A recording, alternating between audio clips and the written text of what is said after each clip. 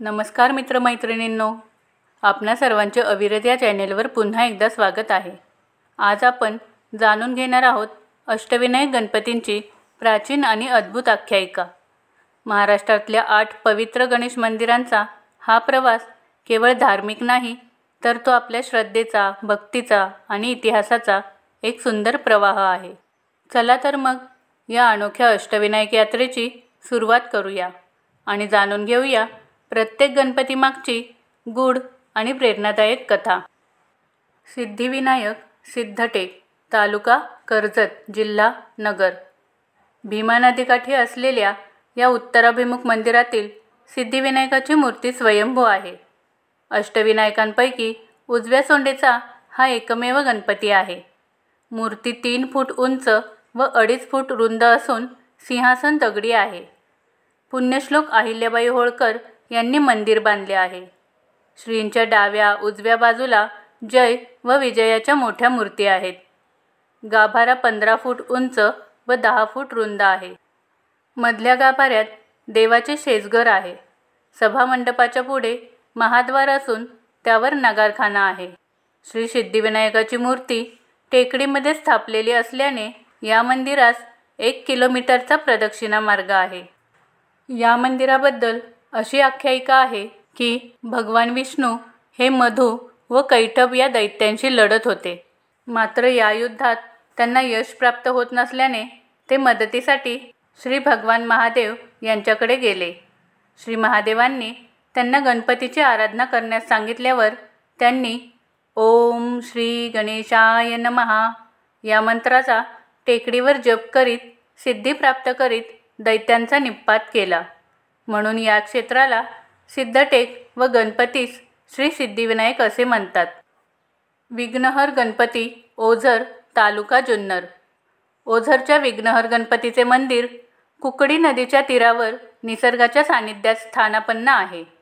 हा अष्टविनायकातील 7वा गणपती असून येथे ऋषीमुनींनी तपश्चर्या केल्याचा उल्लेख काही ग्रंथांमध्ये आढळतो. वसईची लढाई जिंकल्यावर चिमाजी आप्पा पेशव्यांनी मंदिराचा जीर्णोद्धार करून पहिला कळस बसविला. मंदिराच्या 4ही बाजूंनी साधारणपणे 10 फूट उंचीची दगडाची तटबंदी आहे.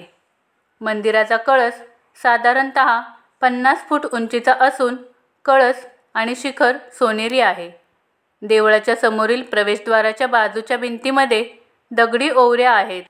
प्रवेशद्वारावर 2 द्वारपाल असून त्यांच्या हातात शिवलिंग आहे.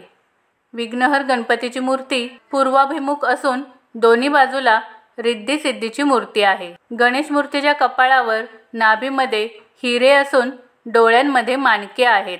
या मंदिराबद्दल अशी आख्यायिका आहे की पुरातन काळात विघ्नासूर नावाच्या राक्षसाने पृथ्वीवर उच्छाद माजविला होता.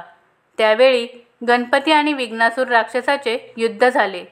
त्यात विघ्नासुराची हार होऊन तो गणपतीला शरण आला. म्हणून त्या राक्षसाच्या नावाने विघ्नहर गणपती प्रसिद्ध झाला. विघ्न दूर करणारा गणपती तसेच नवसाला पावणारा गणपती म्हणूनही याची प्रसिद्धी आहे.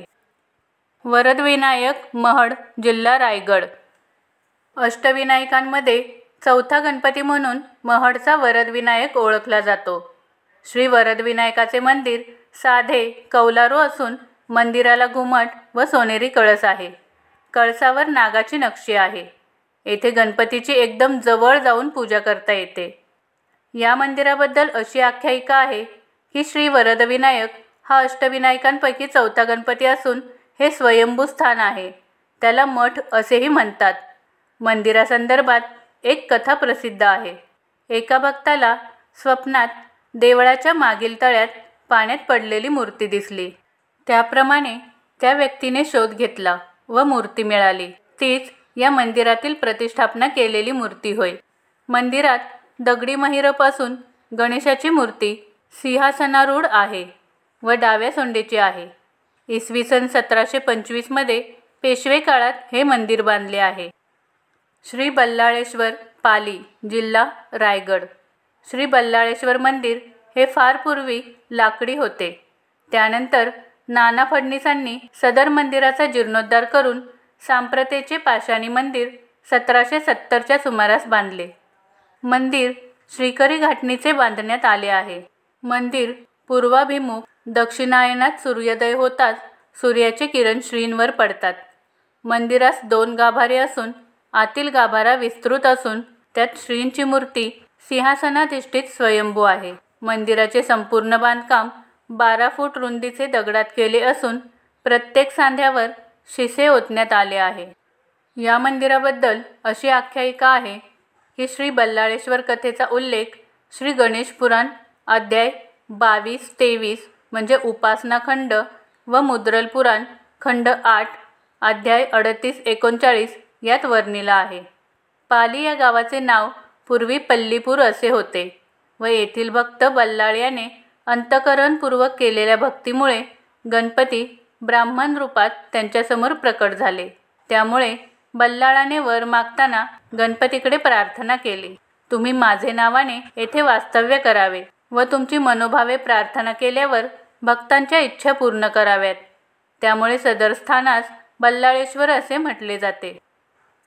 तर मित्रमैत्रिणींनो, ही होती अष्टविनायक गणपतींच्या पवित्र आणि ऐतिहासिक आख्यायिकांची एक सुंदर सफर. या 8 गणपतींची यात्रा केवळ भक्तीचा प्रवास नाही, तर ती आपल्या संस्कृतीशी आणि परंपरेशी जोडलेली एक अद्वितीय अनुभूती आहे. आपल्याला या आख्यायिकांमधून शिकायला मिळालं की संकट कितीही मोठं असलं तरीही श्री गणपती बाप्पावर पूर्ण विश्वास ठेवला तर सर्व अडचणी दूर होतात. तुम्हाला हा व्हिडिओ कसा वाटला हे कमेंटमध्ये नक्की सांगा. पुढच्या व्हिडिओत आणखी एक रोचक विषय घेऊन येईन. तोपर्यंत आपल्या व्हिडिओला लाईक करून जास्तीत जास्त शेअर करा व आपल्या चॅनेलला सबस्क्राईब करून बेल आयकॉनवर क्लिक करा. धन्यवाद.